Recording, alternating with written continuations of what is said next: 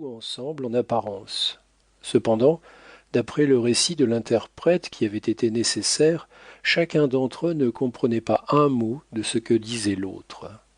Ils appartenaient à des tribus hostiles, étaient amenés l'un vers l'autre par l'influence du gouvernement américain, et il est digne de remarque qu'une politique commune les porta à adopter le même sujet de conversation. Ils s'exhortèrent mutuellement à se secourir l'un l'autre, si les chances de la guerre les jetaient entre les mains de leurs ennemis. Quelle que soit la vérité touchant les racines et le génie des langues indiennes, il est certain qu'elles sont maintenant si distinctes dans leurs mots qu'elles ont tous les inconvénients des langues étrangères. De là naissent les difficultés que présente l'étude de l'histoire des différentes tribus et l'incertitude de leurs traditions. Comme les nations d'une plus haute importance, les Indiens d'Amérique donnent sur leur propre caste des détails bien différents de ceux qu'en donnent les autres tribus. Ils sont très portés à estimer leur perfection aux dépens de celle de leurs rivaux ou de leurs ennemis, trait qui rappellera sans doute l'histoire de la création par Moïse. Les Blancs ont beaucoup aidé à rendre les traditions des aborigènes plus obscures par leur manie de corrompre les noms. Ainsi, le nom qui sert de titre à cet ouvrage a subi les divers changements de Maïkani, Mohican et Mohegans.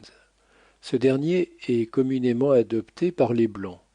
Lorsqu'on se rappelle que les Hollandais qui s'établirent les premiers à New York, les Anglais et les Français donnèrent tous des noms aux tribus qui habitèrent le pays où se passe la scène de ce roman, et que les Indiens non seulement donnaient souvent différents noms à leurs ennemis, mais à eux-mêmes, on comprendra facilement la cause de la confusion. Dans cet ouvrage, Lenni, Lenapes, Lénope, Delawares, Wapanachki et Mohicans sont le même peuple ou tribu de la même origine.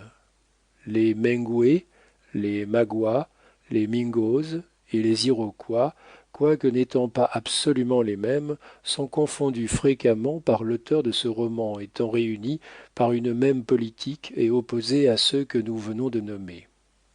Mingo était un terme de reproche, ainsi que Mingwe et Magua, dans un moindre degré.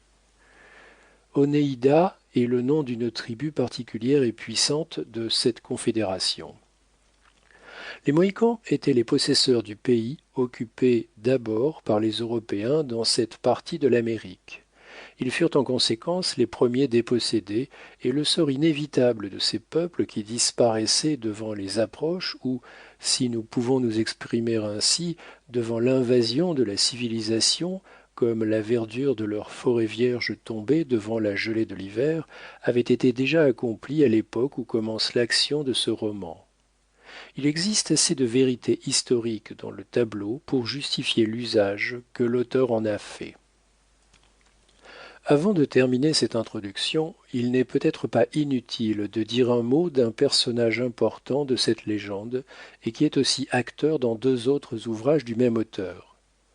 Représenter un individu comme batteur d'estrade dans les guerres pendant lesquelles l'Angleterre et la France se disputèrent l'Amérique, comme chasseur à cette époque d'activité qui succéda si rapidement à la paix de 1783, et comme un vieux trappeur dans la prairie lorsque la politique de la République abandonna ces immenses solitudes aux entreprises de ces êtres à demi sauvages, suspendus entre la société et les déserts, c'est fournir poétiquement un témoin de la vérité de ces changements merveilleux qui distinguent les progrès de la nation américaine à un degré jusqu'ici inconnu, et que pourraient attester des centaines de témoins encore vivants.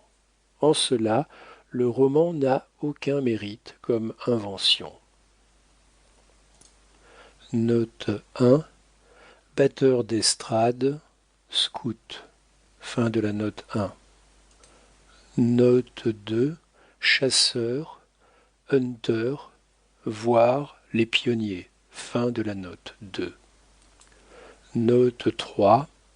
Trappeur, voir la prairie. Fin de la note 3. L'auteur ne dira rien de plus de ce caractère, sinon qu'il appartient à un homme naturellement bon, éloigné des tentations de la vie civilisée, bien qu'il n'ait pas